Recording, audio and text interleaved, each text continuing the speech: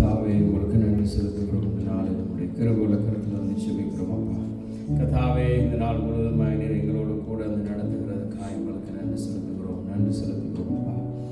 கர்த்தாவே இந்த மாதத்திலே உடைய சமூகத்திலே வந்து நிற்க எங்களுக்கு கொடுத்த கிருபைக்காய் நன்றி. இந்த வாரத்திலே முழுவதுமாய் நீர் எங்களோடு கூட பாதுகாத்தீர், எங்களுக்கு நன்றி செலுத்துகிறோம். கர்த்தாவே நீர் எங்கள் மத்தியிலே கடந்து வந்திருக்கிறதுக்காய் உங்களுக்கு நன்றி செலுத்துகிறோம் அப்பா. உம்முடைய வல்ல கரமைகளை தாங்கி நடத்துகிறதுக்காய் உங்களுக்கு நன்றி செலுத்துகிறோம். நீர் எங்கள் மத்தியிலே உலாவுகிறதுக்காய் உங்களுக்கு நன்றி செலுத்துகிறோம். 2-3 பேரை நாமத்தினாலே எங்கே கூடியிருக்கிறீர்களோ அந்த இடத்திலே நான் இருக்கிறேன் என்று சொன்ன தெய்வம் நீர் எங்கள் மத்தியிலே இருக்கிறதுக்காய் உங்களுக்கு நன்றி செலுத்துகிறோம் அப்பா. கர்த்தாவே உம்முடைய கரங்களை ஒப்புக் கொடுக்கிறோம். நீர் எங்கள் மத்தியிலே கடந்து வந்திருக்கிறதுக்காய் உங்களுக்கு நன்றி செலுத்துகிறோம் அப்பா. கர்த்தாவே உம்முடைய கிருபை எங்கள் மத்தியிலே இருக்கிறதுக்காய் உங்களுக்கு நன்றி செலுத்துகிறோம். கர்த்தாவே உம்முடைய கிருபை உம்முடைய பிரசன்னம் எங்களை மூடி வழி நடத்துகிறதுக்காய் உங்களுக்கு நன்றி செலுத்துகிறோம் அப்பா. இந்த ஓய்வு நாளில் உம்முடைய சமூகத்திலே வந்து நிற்க எங்களுக்கு கிருபை தந்தவரே உங்களுக்கு நன்றி செலுத்துகிறோம். இந்த நாள் நீர் ஆண்டவரே எங்களுக்கு உண்டு பண்ணின நாள் இதில் மகிழ்ந்து களி கூறும்படியாக நீர் எங்களை அழைத்து வந்திருக்கிறீரே, உங்களுக்கு நன்றி செலுத்துகிறோம் அப்பா. உம்முடைய கிருபை எங்கள் மத்தியிலே இருக்கிறதுக்காய் உங்களுக்கு நன்றி செலுத்துகிறோம். உம்முடைய பிரசன்னம் எங்களை மூடிக்கொள்ளுகிறதுக்காய் உங்களுக்கு நன்றி செலுத்துகிறோம் அப்பா. உம்முடைய வல்ல கரம் எங்களை தாங்கி நடத்துகிறதுக்காய் உங்களுக்கு நன்றி செலுத்துகிறோம். நாங்கள் 105வது சங்கீதத்திலே நாங்கள் முதல் 6-7 வசனங்களை நான் வாசி கர்த்தருடைய நாமத்தை நாங்கள் உயர்த்துவோம். அவர் நல்லவர், அவர் கிருபை என்றும் உள்ளதாக இருக்கிறது. கர்த்தரை துதித்து அவருடைய நாமத்தை பிரஸ்தாபப்படுத்துங்கள். அவருடைய செய்கைகளை ஜனங்களுக்குள்ளே பிரசித்தப்படுத்துங்கள். அவரை பாடி அவரை கீர்த்தனம் பண்ணுங்கள். அவருடைய அதிசயங்களை எல்லாம் தியானித்து பேசுங்கள். அவருடைய பரிசுத்த நாமத்தை குறித்து மேன்மை பாராட்டுங்கள். கர்த்தரை தேடுகிற இருதயம் மகிழ்வதாக. கர்த்தரையும் அவர் வல்லமையும் நாடுங்கள். அவர் சமூகத்தை நித்தமும் தேடுங்கள். அவருடைய தாசனாகிய ஆபிரகாமின் சந்ததியே, அவரால் தெரிந்து கொள்ளப்பட்டவர்களாகிய யாக்கோபின் புத்திரரே, அவர் செய்த அதிசயங்களையும் அவருடைய அற்புதங்களையும் அவர் வாக்கின் நியாய தீர்ப்புகளையும் நினைவு கூறுங்கள். அவரே நம்முடைய தேவனாகிய கர்த்தர். அவருடைய நியாய தீர்ப்புகள் பூமி எங்கும் விளங்கும். 1000 தலைமுறைக்கென்றும் அவர் கட்டளையிட்ட வாக்கை ஆபிரகாமோடு அவர் பண்ணின உடன்படிக்கையும் அவர் ஈசாக்குக்கு இட்ட ஆணையையும் என்றைக்கும் நினைத்திருக்கிறார். இந்த காலை நேரத்தில் கர்த்தருடைய சமூகத்திலே அவருடைய நாமத்தை நாங்கள் பிரஸ்தாபப்படுத்துவோம், அவருடைய நாமத்தை உயர்த்துவோம். அவருடைய வசனம் சொல்லுகிறது போல, இந்த சங்கீதக்காரன் சொல்லுகிறது போல, கர்த்தரை துதித்து அவருடைய நாமத்தை பிரஸ்தாபப்படுத்துங்கள் என்று சொல்லி, அவருடைய செய்கைகளை எல்லாம் ஜனங்களுக்குள்ளே பிரசித்தப்படுத்துங்கள் என்று சொல்லி, இந்த நாளில் கூட அவருடைய நாமத்தை நாங்கள் உயர்த்தி அவருடைய நாமத்தை பிரஸ்தாபப்படுத்தும்படியாய் நாங்கள் இந்த இடத்திலே கூடி வந்திருக்கிறோம். அவர் எங்கள் மத்தியிலே கடந்து வந்திருக்கிறார். அவர் எங்களை ஆசீர்வதிக்கும்படியாக, எங்களை உயர்த்தும்படியாக அவருடைய நாமத்தை அவருடைய செய்கைகளை நாங்கள் விவரித்து நாங்கள் பேசி அவருடைய நாமத்தை உயர்த்துகிற பொழுது அவர் எங்கள் மத்தியிலே கடந்து வந்து எங்களோடு கூட இடைப்படுக வல்லவராயிருக்கிறார். இந்த நாளும் கர்த்தர் எங்கள் மத்தியிலே செய்ய போற எல்லா நன்மைகளுக்காக உங்களுக்கு அவருக்கு நன்றி செலுத்துவோம். அவர் செய்கிற எல்லா நன்மைகளுக்காக உங்களுக்கு நன்றி செலுத்துவோம். அவர் எங்களை அதிசயமாய் நடத்தி இருக்கிறார். நன்றி செலுத்துகிறோம். நன்றி ஆண்டவரே. தொடர்ந்து நாங்கள் ஆராதிப்போம். இந்த காலை வேளையிலே கர்த்தருடைய சமூகத்திலே நாங்கள் ஒன்று கூடியிருக்கிறோம். கர்த்தரை நாங்கள் பாடி துதித்து பாடுவது கூடாக அவருடைய நாமத்தை நாங்கள் உயர்த்துவோம். அவர் நல்லவராய் இருக்கிறார். எங்களை காண்கின்ற தேவனாய் இருக்கிறார். அவர் எங்களை அழைத்து வந்த தேவனாய் இருக்கிறார். கர்த்தரை நன்றியோடு நாங்கள் துதிப்போம். இந்த வேளையிலே அவர் எங்களுடைய பலனும் அவருடைய கண்மலையும் அவர் எங்களுக்குள்ளே பெரியவராய் இருந்து அதிசயங்களை செய்கிற எங்களுடைய தேவாதி தேவனாய் இருக்கிறார். அவரை நாங்கள் பாடி நாங்கள் துதிப்போம். நன்றி அப்பா. பிதாவே உமக்கு ஸ்தோத்திரம் ஆண்டவரே. அப்பா உம்மை நாங்கள் துதிக்கிறோம் அப்பா. நன்றி நன்றி நன்றி தகப்பனே. நன்றி அப்பா. ஆமென். நன்றி ஆண்டவரே. அதிகாலை நேரம் அப்பா பாதம் ஆர்வமாய் வந்து நிற்கிறேன். உன்னாமம் சொல்லி ஓய்வின்றி பாடி உள்ளம் மகிழ்ந்திருப்பேன். அரசாளும் தெய்வம் அப்பாவும் பாதம்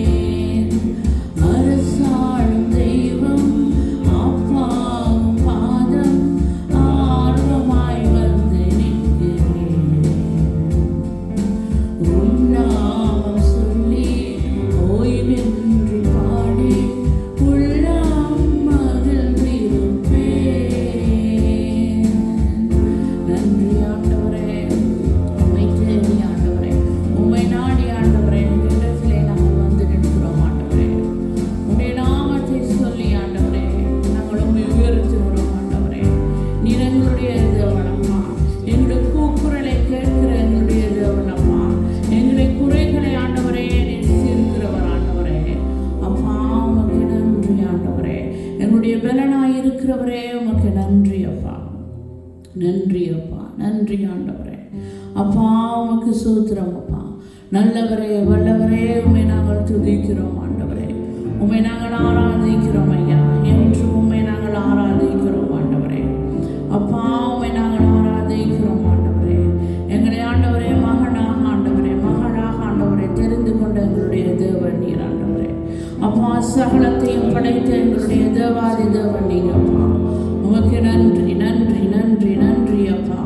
பிதாவே உம்மை நாங்கள் ஆராதிக்கிறோம் ஆண்டவரே. இயேசுவே உம்மை நாங்கள் ஆர்ப்பரிக்கிறோம் அப்பா. உமக்கு நன்றி ஆண்டவரே, நன்றி நன்றி தேவனே, உம்மை துதிக்கிறோம்.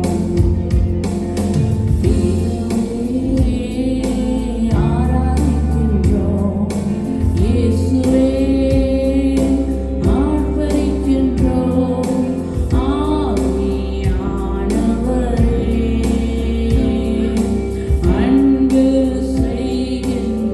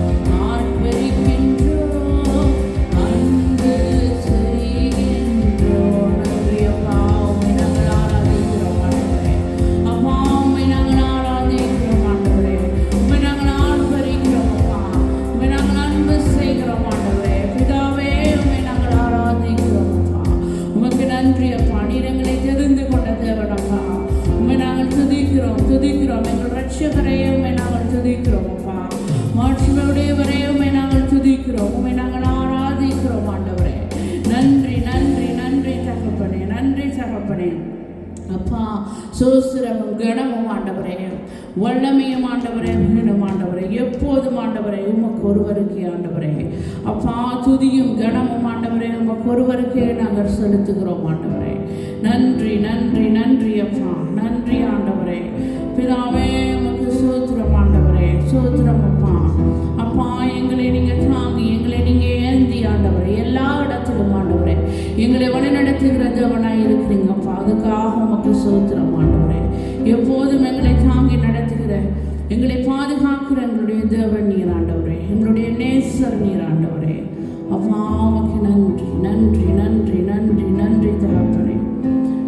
ஹல்லேலூயா ஹல்லேலூயா ஹல்லேலூயா. ஸ்தோத்திரம் அப்பா, ஸ்தோத்திரம் ஆண்டவரே. பிதாவே உமக்கு நன்றி.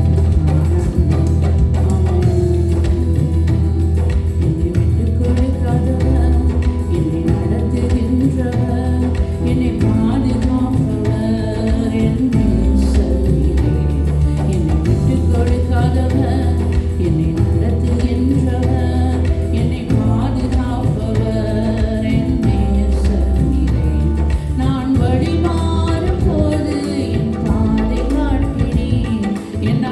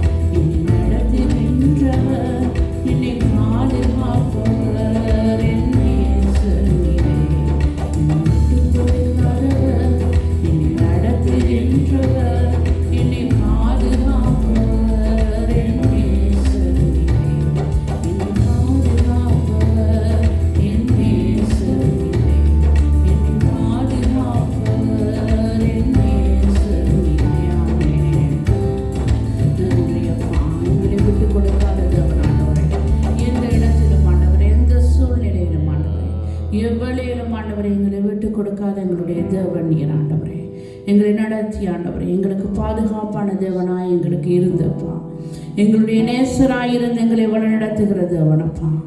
அப்பா எல்லா காரியத்திலும் ஆண்டவரே நாங்கள் வேண்டிக் கொள்வதற்கு மேலே ஆண்டவரே எங்களை நீர் ஆசீர்வதிக்கிற எங்களுடைய தேவனே இருக்கிறீங்கப்பா. உமக்கு நன்றி ஆண்டவரே. பிதாவே உமக்கு நன்றி அப்பா. ஹல்லேலூயா. நன்றி அப்பா. எவ்வளையும் அப்பா என் நேரமும் ஆண்டவரே உண்மை நாங்கள் பாடுவோம், உண்மை நாங்கள் சோசரிப்போம் அப்பா. அப்பா அவங்களுடைய ஜீவிய காலம் எல்லாம் ஆண்டவரே உண்மை நாங்கள் பாடிக்கொண்டே இருப்போம் ஆண்டவரே. உண்மை நாங்கள் சோசரிக்கிறோம் அப்பா. உமக்கு நன்றி, உமக்கு நன்றி, உமக்கு நன்றி அப்பா. ஹல்லேலூயா, ஹல்லேலூயா. பிதாவே உமக்கு ஸ்தோத்திரம், பிதாவே உமக்கு நன்றி ஆண்டவரே அப்பா. ஹல்லேலூயா.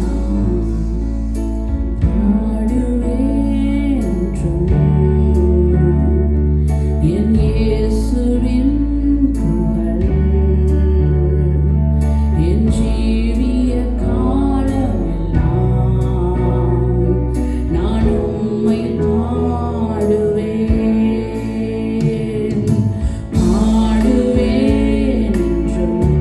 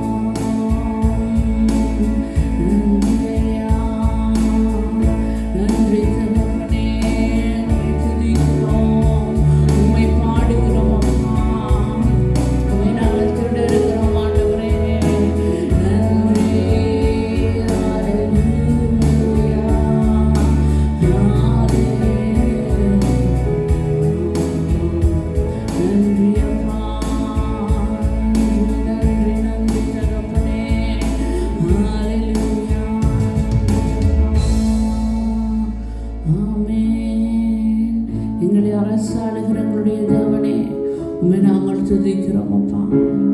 நீர் எங்களுடைய உயிரான எங்களுடைய தேவனப்பா, உண்மை நாங்கள் சோசரிக்கிறோம் ஆண்டவரே. நன்றி நன்றி நன்றி நன்றி தகப்பனே, நன்றி அப்பா.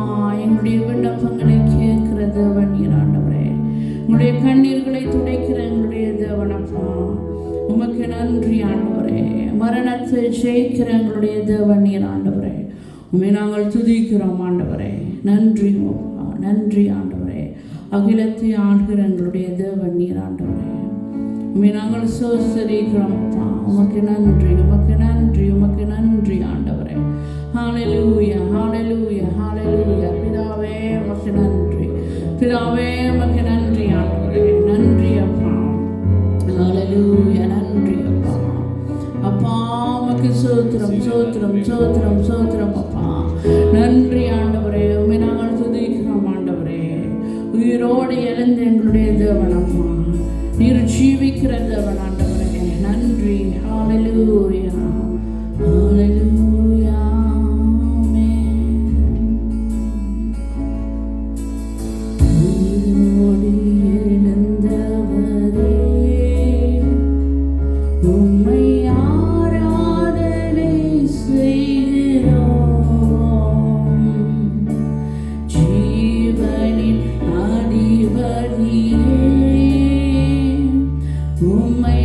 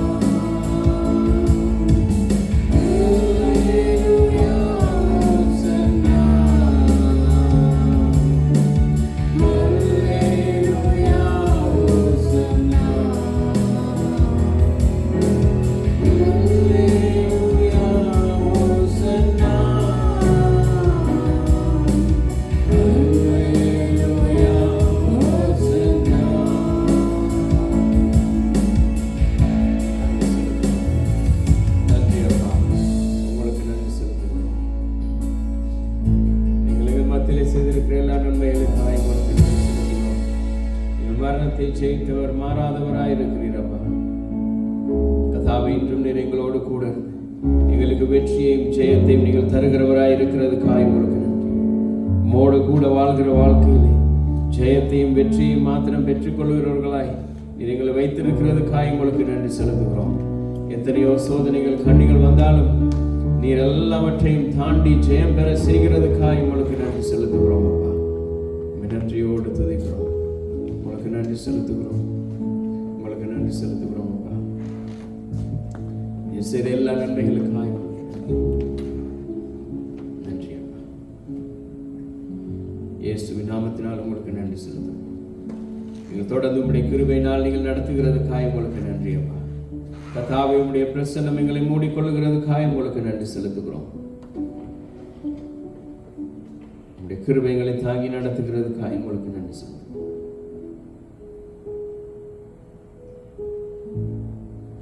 இயேசுவின் நாமத்தில் ஆமென். கர்த்தருடைய வார்த்தைக்கு நேரே கடந்து செல்வோம்.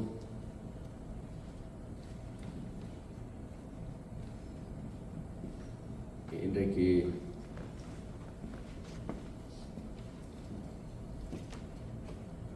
ஏசாயா 41வது அதிகாரத்திலே 10வது வசனம். Isaiah chapter 41 verse 10.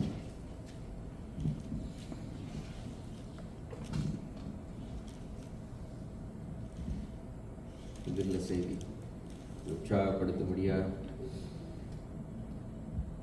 நீ பயப்படாதே, நான் உன்னுடனே இருக்கிறேன், திகையாதே, நான் உன் தேவன், நான் உன்னை பலப்படுத்தி உனக்கு சகாயம் பண்ணுவேன், என் நீதியின் வலது கரத்தினால் உன்னை தாங்குவேன். கர்த்தருடைய வசனம் சொல்லுகிறது, நீ பயப்படாதே, நான் உன்னுடனே கூட இருக்கிறேன், உனக்கு துணை நிற்கிறேன் என்று கர்த்தர் சொல்லுகிறார். அவர்களுடைய வலது கரத்தை நான் அவருடைய வலது கரத்தினால் எங்களை தாங்கி அவர் நடத்துகிறார். ஆனால் இன்னைக்கு நான் பார்க்கிறோம், எங்களுடைய வாழ்க்கை என்ன செய்கிறது, பலவிதமான சூழ்நிலைகளிலே காலகட்டங்களிலே ஓடிக்கொண்டிருக்கிறது. சில நேரங்களில் நாங்கள் சந்தோஷத்தை அனுபவிக்கலாம், சில நேரங்களிலே கஷ்டங்களை, துன்பங்களை, சில நேரங்களில் நாங்கள் அநேக நாள் காத்திருக்க வேண்டியிருக்கும், சோதிக்கப்பட வேண்டியிருக்கும், உயர்த்தப்பட வேண்டிய நேரமாக இருக்கும், மறுபடியும் சீரமைக்கக்கூடிய ஒரு சூழ்நிலையாக இருக்கும். ஆனாலும் கூட கர்த்தர் இந்த எல்லா சூழ்நிலைகளிலும் என்ன செய்கிறார், எங்களை உயர்த்துகிறார். சூழ்நிலைகள், காலங்கள், நேரங்கள் மாறலாம். ஒவ்வொரு சீசன், பிரசங்கி சொல்கிறார், ஒவ்வொன்றுக்கும் ஒவ்வொரு காலம் உண்டு, ஒவ்வொன்றுக்கும் ஒவ்வொரு காலம் இருக்கிறது. சில நேரங்களில் நாங்கள் அந்த காலத்துக்குள்ளே போகும் பொழுது அதை கடந்து செல்ல வேண்டியவர்களாக இருக்கிறோம். ஆனால் என்ன செய்கிறோம், வாழ்க்கையில் வருகிற எல்லா சூழ்நிலைகளும் அந்த காலங்களை, அந்த நேரங்களை பார்த்து நாங்கள் என்ன செய்கிறோம், அப்படியே துவண்டு போய்விடுகிறோம், அப்படியே நாங்கள் சோர்ந்து போய்விடுகிறோம். இன்றைக்கு அநேக தேவனுடைய பிள்ளைகளாக இருந்தும், தேவனை விசுவாசிக்கிறவர்களாக இருந்தும், தேவனுடைய வார்த்தையிலே அவர்கள் நம்பிக்கை உள்ளவர்களாக இருந்துமே அவர்கள் என்ன செய்கிறார்கள், சோதனை வருகிற பொழுது பலவீனம் அடைந்து போகிறார்கள். காத்திருக்கிற நேரத்திலே சோர்ந்து போயிருக்கிறார்கள். இவ்வளவு காலம் காத்திருக்கிறதுன்னு சொல்லி உறவுகளுக்கு இடையிலே ஒரு குழப்பம் ஏற்படுகிறது. அந்த நேரத்தில் அவர்கள் சோர்ந்து போகிறார்கள். தோல்விகள் வருகிற பொழுது அப்படியே மனம் உடைந்து போகிறார்கள். ஆனால் கர்த்தருடைய வார்த்தை அது என்ன செய்கிறது, எங்களை பலப்படுத்துகிறது. அதை நாங்கள் அறியாமல் இருக்கிறோம். அதை எங்களுக்கு அவருடைய வசனம் சொல்லுகிறது, அவர் எங்களை அவருடைய நீதியின் வலது கரத்தினாலே தாங்கி இருக்கிறார். அவர் தாங்கி கொண்டு போகிறார். போகிற பொழுது, போகிற வழியிலே காற்று வரலாம், புயல் வரலாம், அது எங்களை சேதப்படுத்தாது. அது எங்களை கடந்து எங்கள் மேல் படும், ஆனாலும் அது எங்களை சேதப்படுத்தாது. ஆனால் அந்த காற்றுகள், அந்த சோதனைகள், பிரச்சனைகள் எங்கள் மேல் படுகிற பொழுது நாங்கள் அப்படியே சோர்ந்து போகிறோம். ஆனால் அவருடைய வசனம் சொல்லுகிறது, நான் உன்னை பலப்படுத்துகிறேன், நான் உன்னுடைய கூட இருக்கிறேன் சொல்லுகிறார். இப்படிப்பட்ட ஒரு சூழ்நிலையிலே இருக்கும் பொழுதுதான் சோதனைகள், பிரச்சனைகள், கண்ணீர்கள், தோல்விகள் வருகிற பொழுது தேவனுடைய மனுஷன் என்ன செய்கிறான்? எழும்பி நிற்கிறான். தன்னுடைய சொந்த பலத்தினால் அல்ல. பிலிப்பியர் 4வது அதிகாரம் 13வது வசனம். Philippians chapter 4 verse 13. Philippians chapter 4 verse 13. என்னை பலப்படுத்துகிற கிறிஸ்துவினாலே எல்லாவற்றையும் செய்ய எனக்கு பலன் உண்டு. இந்த இடத்துல அவன் சொல்லுகிறான், என்னை பலப்படுத்துகிற கர்த்தராகிய இயேசு கிறிஸ்துவினாலே எல்லாவற்றையும் செய்ய என்னால் முடியும். இந்த சோதனை, பிரச்சனைகள் எதுவா இருந்தாலும் அதை கடந்து போகிறதுக்கு அவருடைய வார்த்தை, அவருடைய வசனம், கர்த்தராகிய இயேசு கிறிஸ்து எனக்குள்ள இருந்து அவர் என்னை பலப்படுத்தி கொண்டிருக்கிறார். அப்போஸ்தலனாகிய பவுல் இந்த வசனத்தை எழுதும் பொழுது அவன் ஏதோ எங்கேயோ ஒரு இடத்துல இருந்து எழுதவில்லை. அவன் சிறைச்சாலையில் இருக்கும் பொழுதுதான் இந்த வார்த்தை எழுதினான். அவன் சிறைச்சாலையிலே காக்கப்பட்டிருக்கும் பொழுது அந்த வசனத்தை எழுதினான். அதாவது, நான் சிறைச்சாலையிலே இருந்தாலும் என் கர்த்தராகிய இயேசு கிறிஸ்து என்னோடு கூட இருக்கிறார், அதனாலதான் நான் திறன் கொள்ளுகிறேன். அப்போஸ்தலனாகிய பவுல் இந்த வேதத்துல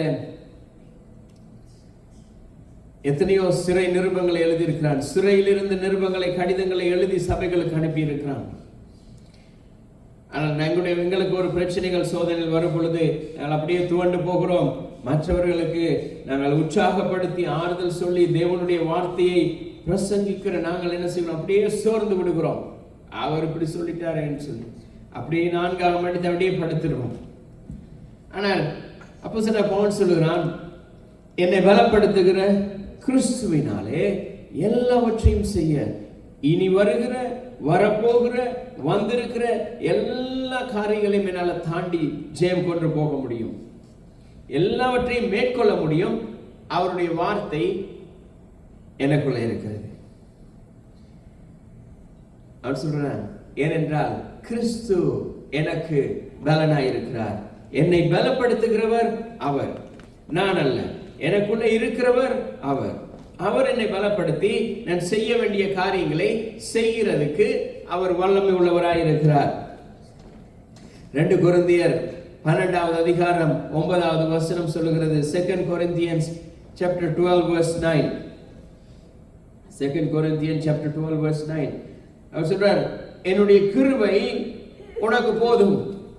உன்னுடைய பலவீனத்திலே, நீ பலவீனமாய் சோர்ந்து துவண்டு போயிருக்கிற நேரத்திலே, உன்னுடைய பலவீனங்களிலே என்னுடைய கிருபை உன்னை பூரணமாய் தாங்கும். அவர் சொல்லுகிறார், சூழ்நிலை பலவீனமாய் இருக்கிறது, என்னுடைய சரீரம் பலவீனமாய் இருக்கிறது, உன்னுடைய உள்ளம் பலவீனமாய் இருக்கிறது, உன்னுடைய சிந்தை சோர்வடைந்து இருக்கிறது, மனம் சோர்வடைந்து இருக்கிறது. ஆனால் அவர் சொல்லுகிறார், என்னுடைய கிருபை உனக்கு போதும். இது எல்லாவற்றையும் சரி செய்கிறதுக்கு அந்த வார்த்தை, அவருடைய கிருபை எங்களை தாங்குகிறது. ஏன்னு சொன்னால் கர்த்தராகிய இயேசு கிறிஸ்து தான் எங்களுக்கு ஆதாரம், வேற எதுவுமே இல்லை.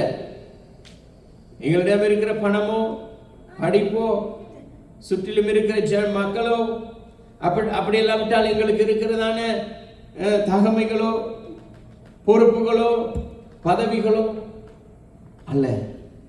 அவர் சொல்றார், கிறிஸ்து எனக்கு ஆதாரம். இயேசு சொல்கிறார், என்னுடைய கிருபை உனக்கு போதும், உன்னுடைய பலவீனத்திலே என்னுடைய கிருபை உன்னை தாங்குகிறது. கர்த்தராகிய இயேசு கிறிஸ்து மாத்திரமே எங்களுக்கு ஆதாரமாக இருக்கிறார், வேற எதுவுமே இல்லை. நாங்கள் எங்களுடைய சொந்த சுய நோக்கத்திலே, சுய பலத்தினாலே எதை செய்யும் பொழுது அது சாதிக்க முடியாத ஒரு சூழ்நிலை உண்டாகிறது. ஏனென்று சொன்னால் எங்களுடைய சரீரம் பலவீனம் அடைந்திருக்கிறது, எங்கள் மனம் சோர்வடைந்திருக்கிறது. எழுப்பி நிற்கணும் என்று சொன்னாலும் எழுப்பி நிற்க முடியாது. நாங்கள் எழுப்பி போகணும், எதிர்த்து நிற்கணும் சொன்னாலும் எங்களால் முடியாமல் இருக்கிறது. எங்களுடைய மனம் சோர்ந்து போயிருக்கிறது. ஆனால் கர்த்தருடைய வார்த்தை வருகிற பொழுது, கர்த்தருடைய வாசனம் எங்களுக்குள்ளே கிரியை செய்கிற பொழுது, அவருடைய வசனம் சொல்லுகிறது, நான் உன்னை பலப்படுத்துகிறவர். இந்த வார்த்தைகளை அவன் அறிந்திருந்தான். அதனால தான் அவன் சிறைச்சாலையில் இருக்கும் பொழுதும் அவனால் எப்படி பேச முடிந்தது. அவன் கர்த்தருடைய வசனத்தை அறிந்திருந்தான். அவன் சொல்லுகிறான், நீ பயப்படாதே, நான் உன்னுடனே இருக்கிறேன், திகையாதே, நான் உன் தேவன், நான் உன்னை பலப்படுத்தி உனக்கு சகாயம் பண்ணுகிறவர், உதவி செய்கிறவர். நீ இருக்கிற இடத்துல, இருக்கிற சூழ்நிலையிலே, எப்படியான சூழ்நிலை இருந்தாலும் அங்க இருந்து நான் உதவி செய்கிறவர் நான்.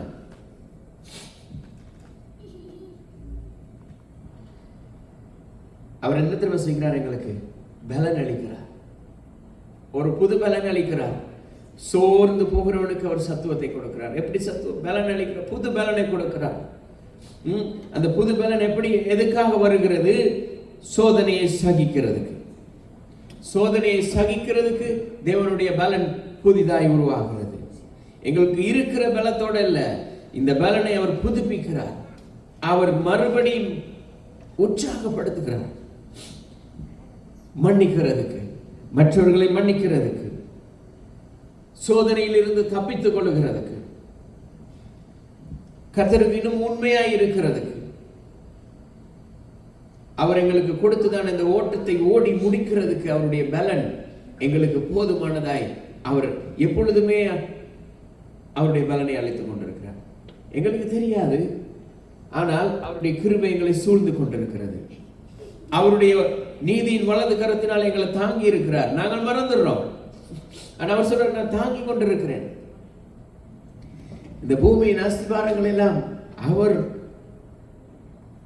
வார்த்தையினாலே அது இயங்கிக் கொண்டிருக்கிறது. மனுஷனை அவருடைய உள்ளங்கையிலே வைத்து தாங்கிக் கொண்டிருக்கிறார். நாம சொல்லுவோம் சில நேரம் தெரியுமா, யாரும் நல்ல ஒரு குடும்பங்களை பார்த்தா, கணவன் மனைவி நன்றாக சந்தோஷமா பொழுது அவருடைய கணவன் அவருடைய மனைவி அவரை உள்ளங்கையில் வைத்து தாங்குகிறார், பார்க்கிறார். மனுஷனே உள்ளங்கையில வைத்து தாங்கும் பொழுது எங்களை உருவாக்கின தேவன், எங்களை படைத்த தேவன், எங்களை ஆளுகை செய்கிறவர், எங்களுடைய சோதனை பிரச்சனைகளில் இருந்து எங்களை விடுதலை பண்ணுகிறவர், அவர் எப்படி செய்வார்? எங்களை அவருடைய உள்ளங்கையிலே ஏந்தி கொண்டு போகிறார். இவர் உள்ளங்கையில வைத்து தாங்குகிறார். ஆனால் அவருடைய வசனம் சொல்லுது, அவர் உள்ளங்கையில இருந்து ஏந்தி கொண்டே போகிறார். எத்தனை வருஷமானாலும், எத்தனை மாதமானாலும், எத்தனை காலமானாலும் அவருடைய கையிலிருந்து எங்களை அவர் இறக்க மாட்டார். அவருடைய ராஜ்யத்துல அவரோடு கூட நாங்கள் போக மட்டும் அவர் எங்களை உள்ளம் கையில வைத்து அவர் ஏந்தி கொண்டே போகிறார். அதான் அவருடைய கிருபை சூழ்ந்து கொண்டிருக்கிறது. ஏன்னா அவருடைய கையில நாங்கள் நிற்கிற பொழுது, அவருடைய கையில இருக்கிற பொழுது எங்களை சுற்றி ஆயிரம் தூதர்கள், ஏனென்றால் அவரை சுற்றிலும் ஆயிரமான லட்சம் கோடிக்கணக்கான தூதர்கள் அவரை சுற்றிலும் இருந்து அவரை பாடி துதித்துக் கொண்டிருக்கிறார்கள். அந்த தூதர்களும் எங்களோடு சேர்ந்து வருகிறார்கள். எங்களோடு சேர்ந்து அவர் என்ன செய்கிறார்? அவர்கள் எங்களுக்கு பணிவிடை ஆட்களாக தேவன் வைத்து எங்களை தாங்குகிறார். 40வது அதிகாரம், ஐசாயா chapter 40 verse 29 to 31. ஏசாயா 40வது அதிகாரம் 29வது வசனத்திலிருந்து 30வது வசனம் வரைக்கும் அவர் சொல்கிறார், நான் தான் பலத்தை தருகிறவர், நான் தான் உனக்கு சத்துவத்தை கொடுக்கிறவர், பலத்தை கொடுக்கிறவன். உன்னால முடியாது என்று சொல்லுகிற பொழுது உன்னை பலப்படுத்தி உனக்கு சகாயம் பண்ணுகிறவர் நான். அவர் சொல்லுகிறார், சோர்ந்து போகிறவனுக்கு அவர் பலன் கொடுத்து சத்துவம் இல்லாதவனுக்கு சத்துவத்தை பெருக பண்ணுகிறார். இளைஞர்கள் இளைப்படைந்து சோர்ந்து போவார்கள், வாலிபரும் இடறி விழுவார்கள்.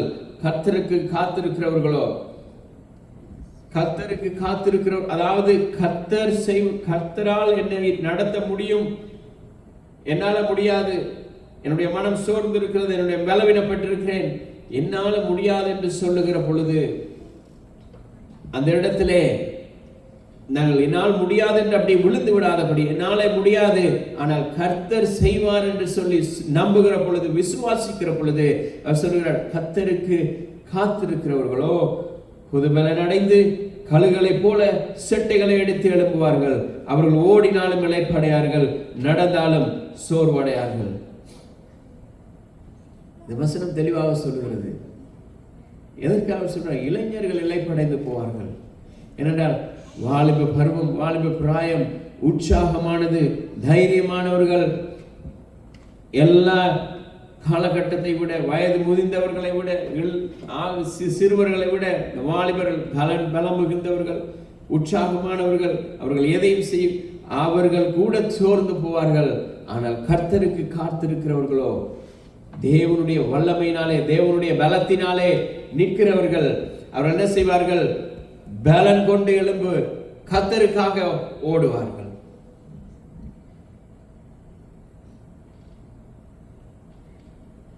ஒவ்வொரு சூழ்நிலையும் ஒரு தீர்மானம் எடுக்க வேண்டும். கிறிஸ்துவுக்குள் நான் பலப்படுத்தப்பட்டிருக்கிறேன். அதுதான் பவுல் சொல்லுகிறார். இது என்னால் உண்டானதல்ல, என்னை பலப்படுத்துகிற கிறிஸ்துவினாலே, என்னை திடப்படுத்துகிற கிறிஸ்துவினாலே, என்னை உற்சாகப்படுத்தி நடப்பிக்கப்படுகிற கிறிஸ்துவினாலே எல்லாவற்றையும் செய்ய எனக்கு பலன் உண்டு. எபிரேயர் 13வது அதிகாரம் 8வது வசனம் சொல்லுகிறது, இயேசு கிறிஸ்து நேற்றும் இன்றும் என்றும் மாறாதவராயிருக்கிறார். ஏனென்று சொன்னால் அவர் மனுஷன் அல்ல. மனுஷன் இன்றைக்கு சொல்லிட்டு அவன் மனம் மாறிடுவான். மனுஷன் இன்றைக்கு சொல்லுகிறத நாளைக்கு மறந்துடுவான்.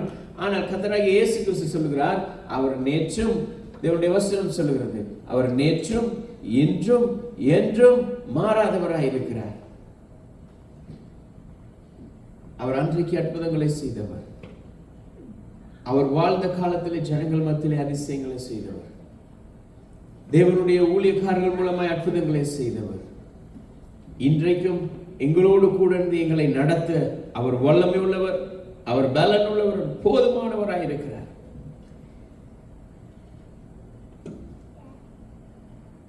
ஆனால் இப்படி சூழ்நிலைகள், காலநிலைகள் மாறுகிற பொழுது, இதான் இன்றைய தலைப்பு. என்ன சொல்கிறது? எந்த காலத்திலும் தேவ வல்லமையினாலே வாழுகிற வாழ்க்கை எப்படி இருக்கும்? எப்படிப்பட்ட காலம், எப்படிப்பட்ட சூழ்நிலையா இருக்கலாம்.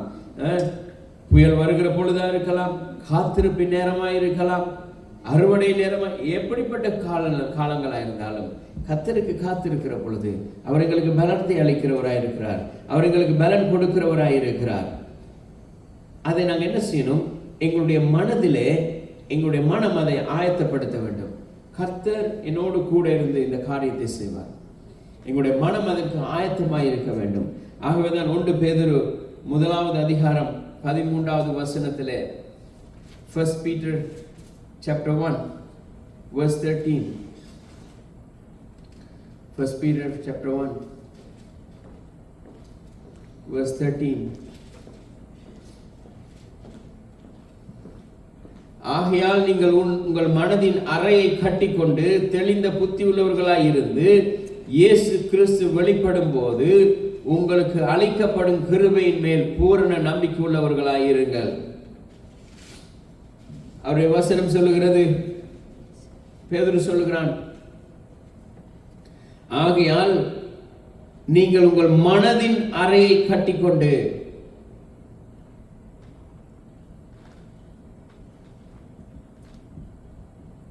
அப்போஸ்தலனாகிய பவுல் சொல்கிறான், சர்வாயுத வர்க்கங்களையும் தரித்துக் கொள்ளுங்கள் எதிராளியை ஜெயிக்கிறதுக்கு. பேதுரு எப்படி சொல்லுகிறான்? உங்களுடைய மனதின் அறையை கட்டிக்கொள்ளுங்கள். உங்களுடைய மனதை, நீங்கள் மனதை உடுத்து வைத்துக் கொள்ளுங்கள். எதனால் உடுத்து வைத்துக் கொள்ளுங்கள்? எங்களுக்கு வருகிறதான போராட்டங்கள், பிரச்சனைகள், சோதனைகள் இருந்து ஜெயம் கொள்ளும்படியாக, அதை எதிர்க்கும்படியாக prepare your mind for action. அவர் சொல்கிறார், உங்களுடைய மனதை போராடுகிறதுக்காக கட்டிக்கொள்ளுங்கள். போராட்டம் வருகிற பொழுது, சோதனைகள் வருகிற பொழுது, காலங்கள் மாறுகிற பொழுது அதை ஜெயம் கொள்ளுகிறதுக்கு கர்த்தர் உங்கள் முன்னே நிற்கிறார். ஏனென்றால் எந்த ஒரு காரியமாக இருந்தாலும் எங்களுடைய மனதில் தான் தொடங்குகிறது. பயம் எங்களுடைய மனதிலே உருவாகிறது, சந்தேகம் எங்களுடைய மனதிலே உருவாகிறது. மனுஷனுக்கு ஏற்படுகிறதான வெற்றி, ஜெயமும் அதுவும் எங்களுடைய மனத்திலே தான் உருவாகிறது. எங்களுடைய மனம் எல்லாவற்றையும் உருவாக்குறது. பயத்தையும் அதுதான் உருவாக்குறது, சந்தேகத்தையும் அதுதான் உருவாக்குறது, வெற்றியையும் அது எங்களுடைய மனம்தான் உருவாக்குகிறது. ஆகவே தான் பேதுரு சொல்கிறான், உங்களுடைய மனதின் அறையை கட்டிக்கொள்ளுங்கள். ஏன் மறைத்துக் கொள்ளுங்கள்? தேவனுடைய வார்த்தையினாலே உங்களுடைய மனதை கட்டிக்கொள்ளுங்கள். அப்பொழுது வருகிற சந்தேகம், வருகிற பயம் அது உங்களை விட்டு ஓடி போயிடும். இப்ப நீங்க கட்டி இருக்கிற அறை எப்படிப்பட்டது? எப்படி கட்சியை கட்டி இருக்கிறீங்க? அது ஜெயம் கொள்ளுகிறதா இருக்கிறது. எங்களுடைய மனதை ஆயத்தப்படுத்துவன். அதுதான் அவன் சொல்லுகிறான், எங்களுடைய மனதின் அறையை கட்டிக்கொள்ளுங்கள். கர்த்தராகிய இயேசு கிறிஸ்து வெளிப்படும் பொழுது அந்த கிருபை பூரணமாய் விளங்கும்படியாக ஆயத்தப்படுத்தி வைத்துக் கொள்ளுங்கள். ரோமருக்கு எழுதிய நிருபத்தில் அப்போஸ்தலன் பவுல் சொல்கிறான், உங்கள் மனதை புதுப்பித்துக் கொள்ளுங்கள். புதுப்பித்துக் கொள்ளுங்கள். புதுசா ஒன்று கொண்டு வர தேவையில்லை. எங்களுக்கு இருக்கிற இந்த மனதை கர்த்தருக்குள்ள புதுப்பித்துக் கொள்ளும். கர்த்தருடைய வார்த்தையினாலே புதுப்பித்துக் கொள்ள வேண்டும். உங்கள் மனம் புதிதாகும்படி மாற்றப்படுங்கள். உங்களுடைய மனம் மாறத்தக்கதாய் நீங்கள் மாற்றம் அடையுங்கள் சொல்லி சொல்லுகிறார். அடுத்ததான் எங்களுடைய மனதை, எங்களுடைய சிந்தனைகளை காத்துக்கொள்ள வேண்டும். ஏனென்று சொன்னால் ரோமர் 4வது அதிகாரம், பிலிப்பியர் 4வது அதிகாரம் 8வது வசனம். Philippians chapter 4 verse 8.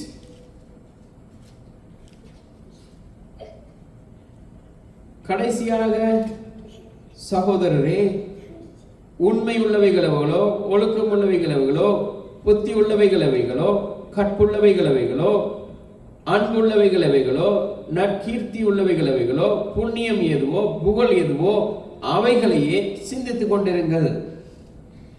அவர் சொல்கிறார், எங்களுடைய மனதை எப்படி காத்துக்கொள்ள வேண்டுமாம்? எது நல்ல காரியங்களை செய்கிறதோ,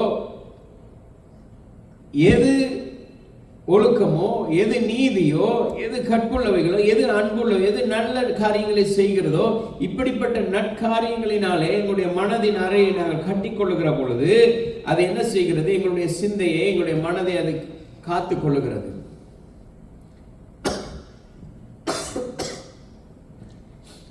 எங்களுடைய மனதை நாங்கள் இப்படிப்பட்ட நற்காரியங்களினாலே கட்டிக்கொள்ளுகிற பொழுது தேவனுடைய சமாதானம் எங்களுடைய மனதை பாதுகாக்கிறது. அந்த கிருபை தாங்குகிறது. எப்படி தாங்குகிறது? ஏசாயா 26வது அதிகாரம் 3வது வசனத்தில் சொல்கிறார், உம்மை உறுதியாய் பற்றி கொண்ட மனதை உடையவர்கள் உம்மையே நம்பி இருக்கிறபடியால், அவர்கள் நற்காரியங்களினாலே தங்களுடைய மனதை அவர்கள் கட்டி இருக்கிறபடினால், உண்மையே நம்பி இருக்கிறபடினால் அவர்களை நீர் பூரண சமாதானத்தோடு காத்துக் கொள்வீர். எங்களுடைய மனம் இந்த நற்காரியங்களினாலே கட்டப்பட்டிருக்கிற பொழுது என்ன நடக்கிறது? அது தேவனுடைய வார்த்தையினாலே அது ஸ்திரப்பட்டிருக்கிறது.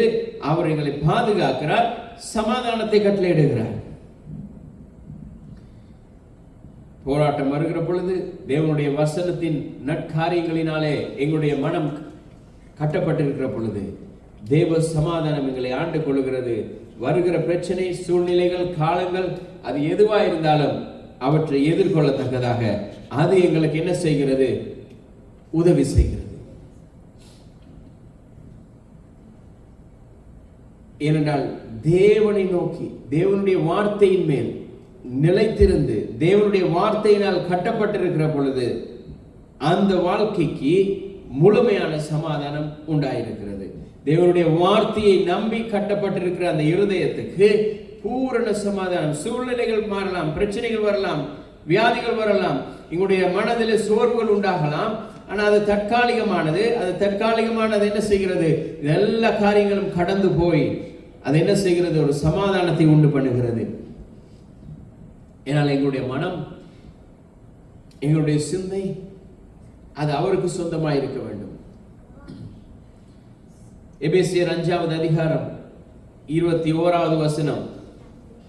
எபேசியர் 5வது அதிகாரம் 21வது வசனத்தில் சொல்றது, நாங்கள் எப்படி இந்த சூழ்நிலைகளை எதிர்த்து நிற்க முடியும்?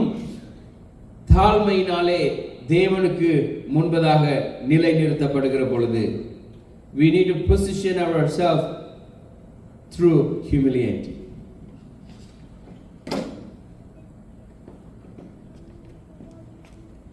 எங்களை அர்ப்பணிக்க வேண்டும். 5வது அதிகாரம் 21வது வசனம். தெய்வ பயத்தோடே ஒருவருக்கொருவர் கீழ்ப்படிந்திருங்கள். இந்த வசனம் சொல்கிறது, தேவ பயத்தினாலே submit to one another in the fear of God. அதாவது ஒருவருக்கொருவர் எங்களை அர்ப்பணித்திருக்க வேண்டும். ஒருவருக்கொருவர் நாங்கள் ஒற்றுமை உள்ளவர்களாக இருக்க வேண்டும், சார்ந்திருக்க வேண்டும். தேவனுடைய வார்த்தையின் தேவ பயத்தினாலே. அதான் தேவ பயம். தேவனுடைய வார்த்தைக்கு கீழ்ப்படிந்து நடக்கிறது தான் தேவ பயம். சிலர் தேவ பயம் என்று நினைக்கிறது, ஐயோ முழங்கால் போட்டு முக்காடு போட்டு தலையை குனிந்து, அது இல்லை தேவ பயம். தேவ பயம் என்று சொல்லுகிற பொழுது தேவனுடைய வார்த்தைக்கு கீழ்ப்படிந்து அதன்படி நடக்கிற பொழுதுதான் தேவ பயம் உண்டாகிறது.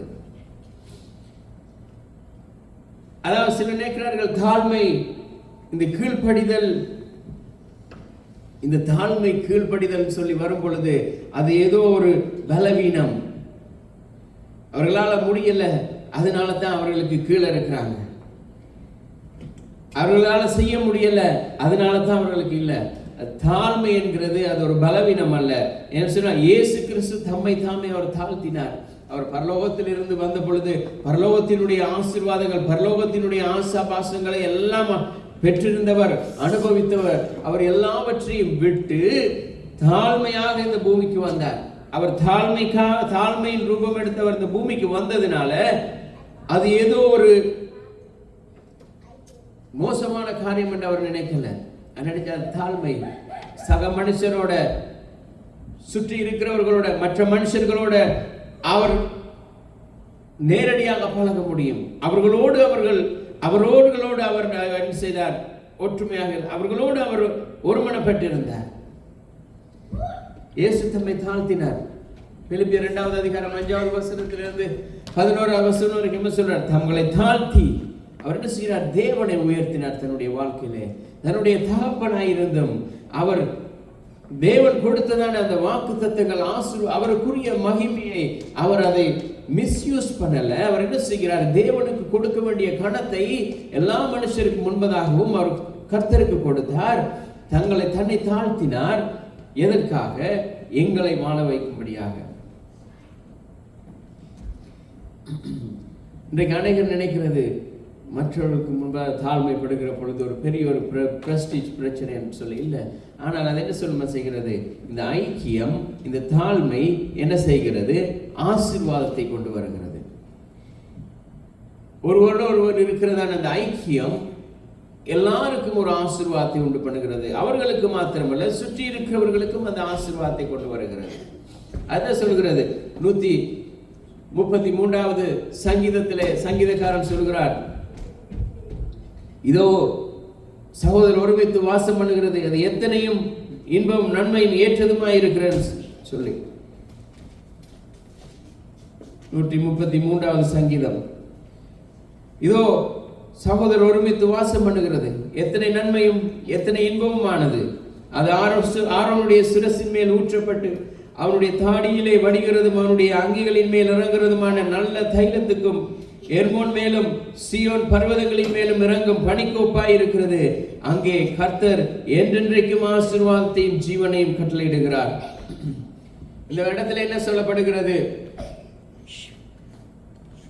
ஐக்கியப்பட்டு ஒருமனப்பட்டு இருக்கிற பொழுதுதான் கர்த்தருடைய ஆசீர்வாதம் வருகிறது. இன்றைக்கு அநேகர் பிரச்சனைப்பட்டு கொஞ்சம் வளர்ந்து வருகிற பொழுது, தங்களுக்கு எல்லாம் தெரியும்னு சொல்லுகிற பொழுது, தாங்களும் செய்ய முடியும் சொல்லி ஒரு பக்கம் ஓடுறது. இன்னொரு கூட்டம் என்ன செய்யும்? இன்னொரு பக்கம் பிடித்து கொண்டு ஓடுகிறது. தங்களுக்கு 2 வார்த்தை வசனங்கள் தெரிஞ்சிட்டோட அந்த வசனத்தை வச்சு எங்களாலையும் செய்ய முடியும். ஆனா கர்த்தருடைய வசனம் சொல்கிறது, ஐக்கியம் ஒருமனப்பட்டு. இன்றைக்கு எத்தனையோ ஊழியங்களை செய்கிறார்கள், எத்தனையோ காரியங்களை செய்கிறார்கள். ஆனால் ஒருத்தர் முகத்தை பார்த்து கொள்ள மாட்டாங்க, சிரிக்க மாட்டாங்க, பேச மாட்டாங்க, கதைக்க மாட்டாங்க. இவர்களை கண்டாலே ஒரு பழமொழி இருக்குதானே, துஷ்டனை கண்டால் தூர விலகு. ஆனால் இன்றைக்கு சக மனுஷனை கண்டாலே தூர விலகுற ஒரு சூழ்நிலை. சக மனுஷர், தங்களோடு இருக்கிறவர்கள், தங்களோடு ஊழியங்கள் செய்கிறவர்கள், தங்களோடு சேர்ந்து கர்த்தருடைய ராஜ்யத்தை கட்டுகிறவர்கள், மற்றவர்கள் உலக மனுஷர்களுக்கு இருக்கிற ஐக்கியம் இன்றைக்கு தேவனுடைய பிள்ளைகள் மத்தியில் இல்லை. காரணம் என்னன்னு சொன்னால், அந்த ஐக்கியம் இல்லாதபடினால தான் தேவ ஆசீர்வாதம் அவர்களை தங்குவதில்லை.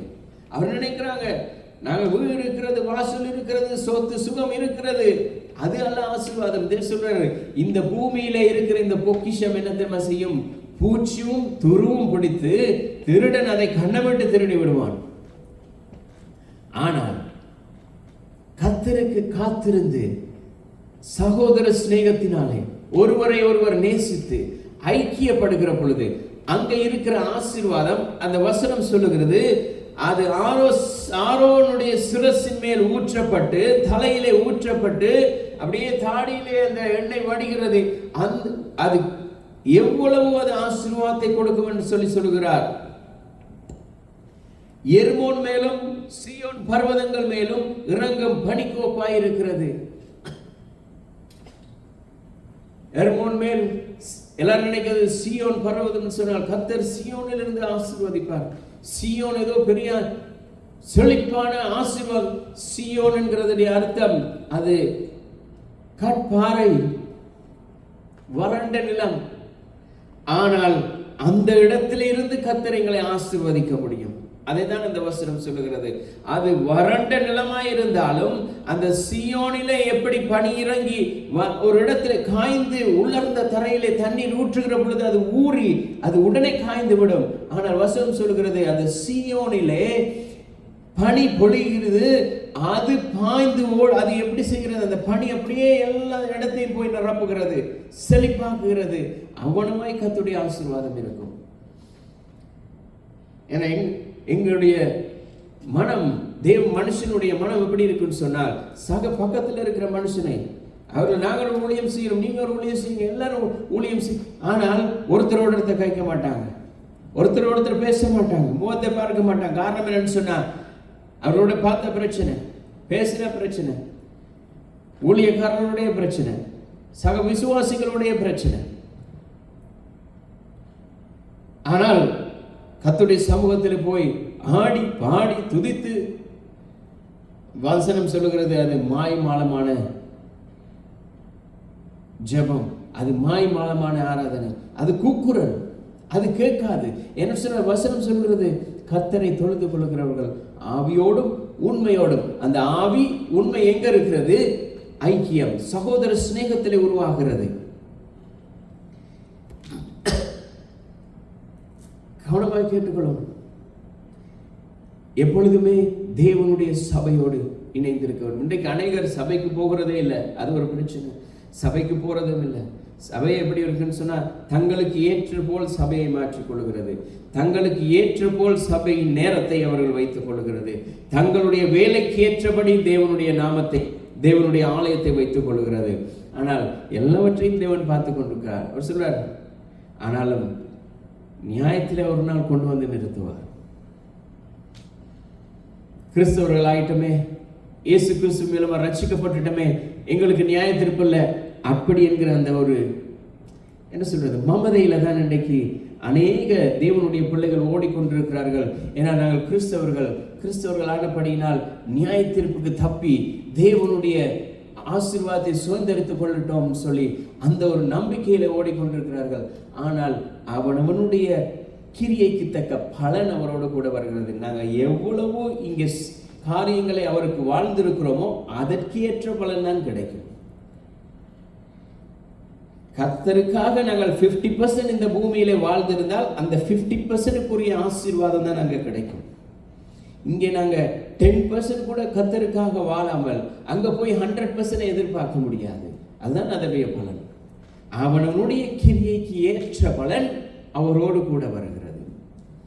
இவ்வளவு கர்த்தருக்காக அவருடைய வார்த்தைக்கு கீழ்ப்படிந்து ஐக்கியமாய் அந்யோன்யத்திலும் தேவ அன்பிலும் நிறைந்தவர்களாய் இருக்கிறோமோ அந்த அளவு ஆசீர்வாதம் அங்கே எங்களுக்கு வைக்கப்பட்டிருக்கிறது. Stay connected with the church. சபையோடு இணைந்திருக்க வேண்டும். Honor the leadership. அவர் சொல்லுகிறார், ஆவிக்குரிய தலைவர்களுக்கு கீழ்ப்படியுங்கள். ஆவிக்குரிய தலைவர்களுக்கு கீழ்ப்படிந்து அவர்கள் வார்த்தையினாலே அவர்கள் சொல்லுகிற எல்லாவற்றையும் இல்லை, தேவனுடைய வார்த்தையினாலே அவர்கள் எதை சொல்லுகிறார்களோ அவற்றுக்கு கீழ்ப்படுகிறவர்களாய் இருக்க வேண்டும்.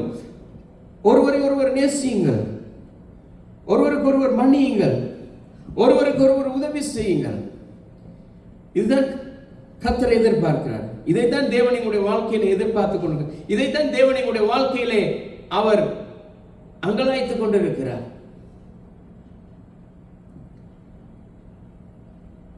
எங்களுடைய வாழ்க்கையில ஒரு தீர்மானத்துக்கு வருகிற பொழுது, நான் தாழ்மையிலும் ஒற்றுமையிலும் எங்களுடைய மனம் தேவனுக்குள் சார்ந்து வாழ்கிறது சொல்லி நினைக்கிற பொழுது தேவனுடைய ஆசீர்வாதம் எங்கள் மேல் ஓடிக்கொண்டிருக்கிறது. எப்படிப்பட்ட சூழ்நிலையா இருந்தாலும் சரி, எங்களுடைய மனம் கர்த்தருக்காக காத்திருந்து, எங்களுடைய மனம் தேவனுடைய வார்த்தையின்படி எல்லாரோடும் சமாதானம் ஐக்கியமாய் இருக்கிற பொழுது அது எங்களை உயரத்திலே கொண்டு போய் வைக்கிறது. கிறிஸ்துவோடு இணைந்திருக்க வேண்டும். எப்படிப்பட்ட சூழ்நிலை, காலங்கள் மாறலாம், சூழ்நிலைகள் மாறலாம், நிலைமைகள் மோசமாக இருக்கலாம், எப்படியும் இருக்கலாம். ஆனால் கர்த்தரோடு கூட இணைந்திருக்கிற பொழுது, தேவனுடைய வார்த்தையினாலே எங்களுடைய மனதை நாங்கள் புதுப்பித்துக் கொள்ளுகிற பொழுது, தாழ்மை உள்ளவர்களாய் நடக்கிற பொழுது, நாங்கள் உண்மையாய் நாங்கள் செயல்படுகிற பொழுது, தேவனுடைய காலத்தை அவர் எங்களுக்கு அதன் காலத்திலே அதை செய்வார் என்கிற அந்த விசுவாசத்தோடு நடக்கிற பொழுது அவர் எங்களை உயர்ந்த இடத்திலே கொண்டு போய் வைக்கிறார். சில நேரம் நாங்கள் நினைக்கலாம், சோர்வாய் இருக்கிறது, பலவீனமாய் இருக்கிறது, எங்களுக்கு பலன் இல்லையே, எங்களுடைய சரீரத்தில் பலன் இல்லை, எங்களுடைய மனதில் சோர்வாய் இருக்கிறது, எங்களுடைய ஆவியில உற்சாகம் இல்லாமல் இருக்கிறது, ஆனால் எங்களுடைய மனம் உடைந்திருக்கிறது. நாங்கள் தேவனை விட்டு தூரம் போனது போல ஒரு சூழ்நிலை உருவாயிருக்கிறது. ஆனால் இயேசு கிறிஸ்து சொல்லுகிறார், வருத்தப்பட்டு பாரம் சுமக்கிறவர்களே, நீங்கள் எல்லாரும் என்னிடத்துக்கு வாருங்கள், நான் உங்களுக்கு இளைப்பாறுதல் தருவேன்.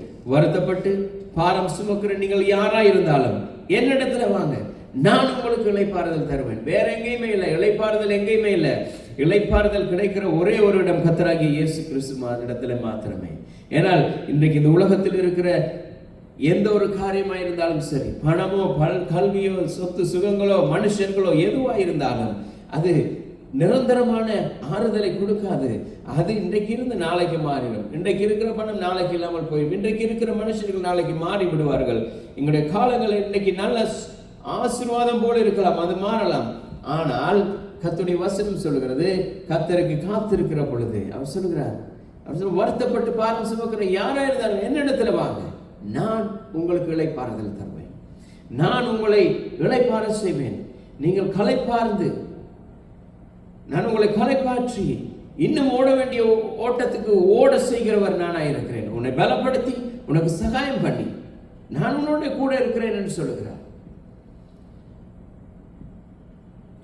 நாங்கள் தோற்கடிக்கப்பட்டவர்கள் அல்ல.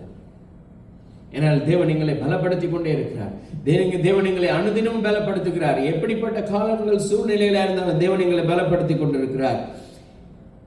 நாங்கள் மறக்கப்படலை. நாங்கள் நினைக்கிறோம் கர்த்தர் எங்களை மறந்துட்டார், தேவன் எங்களை மறந்துட்டாரோ? இல்லை, நாங்கள் மறக்கப்படவில்லை. தேவன் எங்களை நிலைநிறுத்தும்படியா நிறுத்தி கொண்டிருக்கிறார். அவர் எங்களை நிலைநிறுத்தி கொண்டிருக்கிறார். நாங்க மறந்துட்டோம், ஐயோ தேவன் மறந்துட்டாரோ? இல்லை, அவர் எங்களை நிலைநிறுத்தி கொண்டிருக்கிறார். ஒவ்வொரு இடத்துல இங்க இருக்கிறோம், அடுத்த ஸ்டெப்புக்கு போகிறதுக்கு எங்களை நிலைநிறுத்துகிறார். அந்த இடத்துல நாங்கள் தனிமையிலும் இல்லை. ஏனென்றால் அவர் எங்களோடு கூட இருந்து எங்களுக்காக வேண்டியவைகளை ஆயத்தப்படுத்தி கொண்டிருக்கிறார். கர்த்தருடைய சமூகத்திலே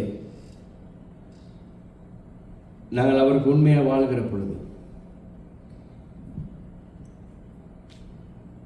சிறந்த காலங்களை, your greatest season is still ahead because Jesus Christ with you. எங்களுக்கு சிறந்த காலம், நல்ல காலம், பொற்காலம், ஆசீர்வாதமான காலம். எப்படிப்பட்ட சூழ்நிலை இருந்தாலும் அந்த சூழ்நிலையை மாற்றி சிறந்த காலத்தை தேவன் எங்களுக்கு முன்பதாக ஆயத்தம் பண்ணி கொண்டே இருக்கிறார். ஏன்னா எங்களுக்காய் கர்த்தர் ஆயத்தம் பண்ணினதை எங்களுடைய கண்கள் காணவில்லை, எங்களுடைய காதுகள் கேட்கவில்லை. எங்களுக்கு ஆயத்தம் பண்ணி ஒவ்வொரு ஸ்டெப்பாக அவர் வைத்திருக்கிறார். அந்த ஒவ்வொரு ஸ்டெப்புக்கும் போகும் பொழுது அந்த ஆசீர்வாதத்தை அனுபவிக்கும்படியாய் அவருடைய கிருபையினாலே அவர் எங்களை நீதியின் வலது கரத்தில் தாங்கிக் கொண்டு போய்கொண்டே இருக்கிறார். நாங்கள் எப்பொழுதுமே சொல்ல வேண்டும், கர்த்தராகிய இயேசு கிறிஸ்துவுக்குள்ளே நான் பலன் உள்ளவனாயிருக்கிறேன், கிறிஸ்துவுக்குள்ளே நான் பலப்பட்டிருக்கிறேன், உற்சாகப்படுத்தப்பட்டிருக்கிறேன். என்னுடைய சிந்தையானது இயேசு கிறிஸ்துவினாலே அது மறுரூபமாக்கப்பட்டிருக்கிறது. அது என்னுடைய சிந்தை மறுரூபமாக்கப்பட்டிருக்கிறது, அவருடைய வார்த்தையினாலே புதுப்பிக்கப்பட்டிருக்கிறது. நான் தாழ்மையிலே உண்மையாகவும் ஐக்கியமாகவும் நடந்து கொண்டிருக்கிறேன். எதை குறித்தும் வருங்காலமோ நிகழ்காலமோ எதுவாயிருந்தாலும் தேவனுடைய அன்பை விட்டு என்னை பிரிக்காது என்கிற அந்த நம்பிக்கையில் இருக்கிறேன். பவுல் சொல்லுகிறான், வருங்காலமோ நிகழ்காலங்களோ பசியோ பட்டினியோ பட்டயமோ எதுவாயிருந்தாலும் தேவனுடைய அன்பை விட்டு என்னை பிரிக்கவே முடியாது. அந்த சூழ்நிலையில நான் நிற்கிறேன். கர்த்தராகிய இயேசு கிறிஸ்துவினாலே எல்லாவற்றையும் செய்ய எனக்கு பலன் உண்டு. அவர் எனக்கு தந்திருக்கிற பலத்தினாலே அவருடைய வார்த்தையினாலே எதையெல்லாம் செய்ய அவர் சித்தமாய் இருக்கிறாரோ, எதையெல்லாம் செய்ய அவர் விருப்பம் கொண்டிருக்கிறாரோ எல்லாவற்றையும் செய்ய எனக்கு பலன் உண்டு. கர்த்தராகிய இயேசு கிறிஸ்துவினாலே. நாளாருமே சேர்த்து நாங்கள் ஜெபிப்போம். கர்த்தாவே, கர்த்தராகிய இயேசு கிறிஸ்துவினாலே எல்லாவற்றையும் செய்ய எனக்கு பலன் உண்டு. எல்லாவற்றையும் செய்ய எனக்கு அவர் அதிகாரத்தை கொடுத்திருக்கிறார், ஜெயத்தை கொடுத்திருக்கிறார். அவர் மரணத்தை வென்றவர், ஒரு சாவை வென்று எனக்கு வெற்றியை மாத்திரமே கொடுத்திருக்கிறார். பிதாவே, உங்களுக்கு நன்றி செலுத்துகிறோம். இயேசுவின் நாமத்தினால் உம்முடைய கிருபை உம்முடைய பிரசன்னம் எங்களை மூடிக்கொள்ளுகிறதுக்காக நன்றி அப்பா. கர்த்தாவே, நீர் நல்லவர், வல்லவர், கிருபை உள்ளவர், போதுமானவர். நீ பயப்படாதே, நான் உன்னுடனே கூட இருக்கிறேன், நான் உன்னோடு கூட இருந்து உனக்கு சகாயம் பண்ணுகிறேன் என்று சொன்னவர்.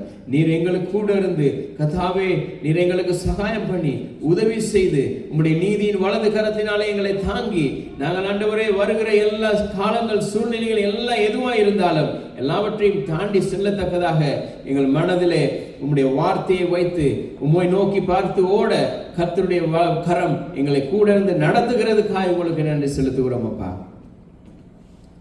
கர்த்தாவே, நீங்கள் நடத்துங்க, கிருபையா இருந்தல்ல உம்முடைய வல்ல கரமைகளை தாங்கி நடத்தும்படியாக ஜெபிக்கிறோம் அப்பா. இயேசுவின் நாமத்தினால் ஒப்பு கொடுத்து ஜெபிக்கிறோம் ஜீவனுள்ள நல்ல பிதாவே, ஆமென். எல்லாரும் சேர்ந்து சொல்லுவோம். என் ஆத்துமாவே கர்த்தரை ஸ்தோத்திரி, என் முழு உள்ளமே பரிசுத்த நாமத்தையே ஸ்தோத்திரி.